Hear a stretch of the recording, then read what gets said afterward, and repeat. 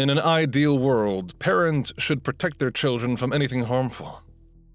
But sometimes, parents give in to their worst impulses and become the threat themselves. Here are some of the deadliest parents ever.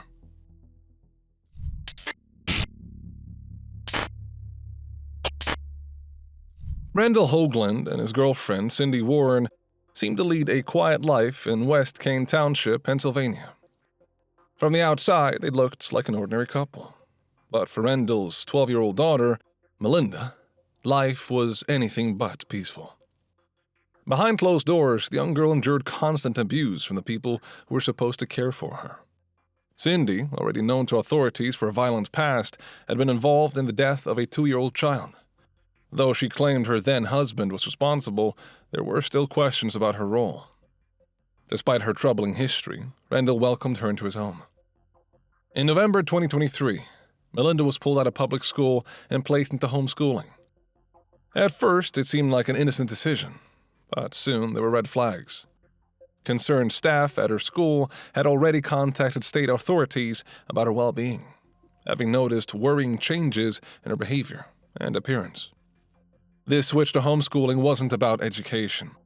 It was a way to hide the escalating abuse. Her days were filled with fear, isolation, and severe punishment. The abuse was extreme. Melinda was often chained by her ankles to furniture and forced to squat or run in place until she was exhausted. Food was withheld, and she began to waste away. At her lowest point, she weighed only 50 pounds. Even small mistakes were met with cruelty. If she took food, didn't do her chores, or failed to sit properly, she was punished. In one recorded moment, Cindy can be heard coldly saying, "Keep moving, and don't look for breakfast or lunch tomorrow because you're not getting it. And you won't get dinner either, because I'm not getting up." It's hard to understand how a father could allow such horror to be inflicted on his own child, let alone take part of it. But cell phone records reveal the depth of the couple's hatred for Melinda.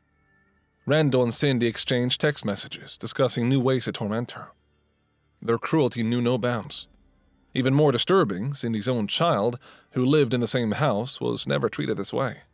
Even when they were away, Cindy would use a remote speaker to continue verbally abusing Melinda, hurling insults while she remained shackled. During online classes, Melinda would cover her bruises with makeup and hide her shackles, concealing the truth from her teachers. For years, Melinda lived in constant terror, but her body can only take so much. On May 24th, 2024, a haunting 911 call was made. Melinda had finally succumbed to the relentless abuse and malnutrition. When emergency responders arrived, they found her emaciated, covered in bruises, and suffering from organ failure. The once lively child was now a shell of herself. Despite the medics' efforts, it was too late. Melinda was taken to the hospital, where doctors worked to save her, but she passed away the following night, on May 25th. Her father's attempt to explain her condition was shockingly implausible. He claimed she had been riding her bicycle at 12:30 a.m. when she hit a tree and fell unconscious. But investigators quickly uncovered the truth. Melinda had been unconscious for nearly 24 hours before Rendell and Cindy called 911, delaying any chance of saving her life. As the investigation progressed, the full extent of Melinda's suffering was revealed. Authorities found over 150 videos of her shackled to furniture, along with 200 images of her being forced to exercise under duress. The autopsy showed she had died from a combination of starvation and blunt force injuries, the result of prolonged abuse. Melinda's death is an unspeakable tragedy, but her family remains determined to ensure her story leads to change. No child should ever endure what Melinda did, and her family is fighting to make sure her death is not in vain.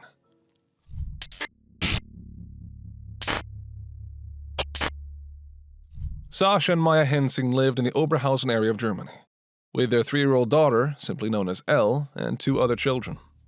On the surface, they appeared to be a normal family, but in reality, their home life was filled with chaos and cruelty.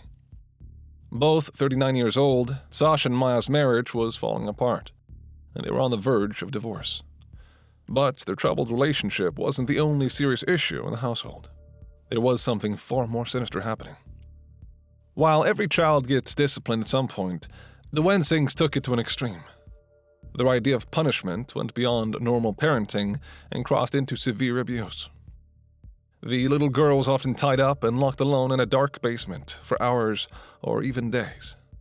Unlike many abuse cases, there were no obvious signs of the cruelty, and neighbors rarely heard anything from the Wensing home.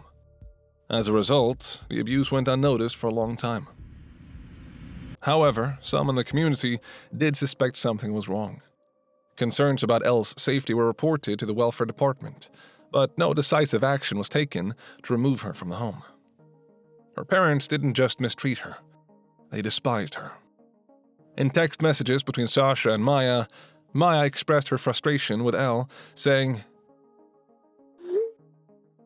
Sascha, far from showing concern, responded with chilling indifference.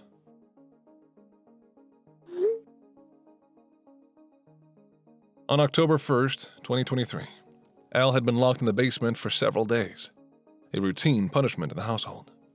But this time, tragedy struck.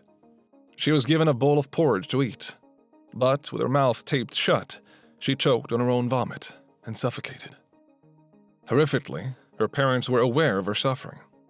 In a text exchange, Sascha mentioned they had noticed symptoms of suffocation and anticipated how much she would struggle.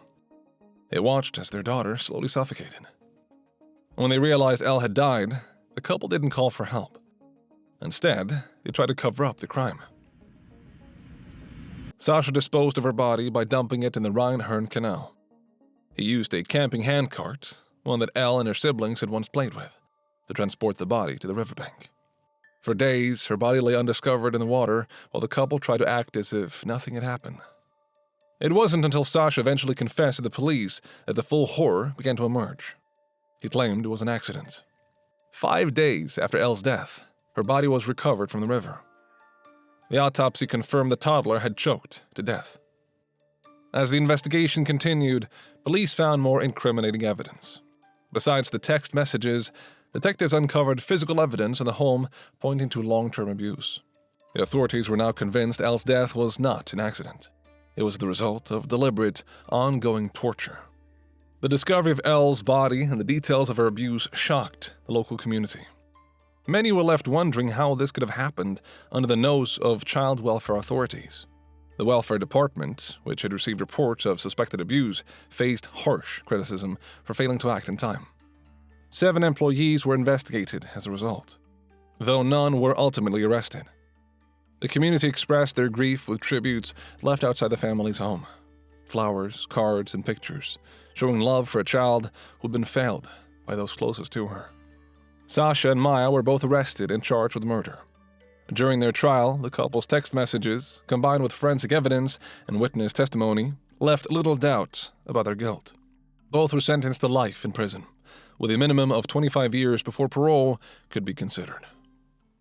Before you go, I'd love to know if you like having multiple stories in one video. Let me know in the comments down below. And if there are any cases you'd like for me to cover, you can email them to me using the address on my channel. Thank you.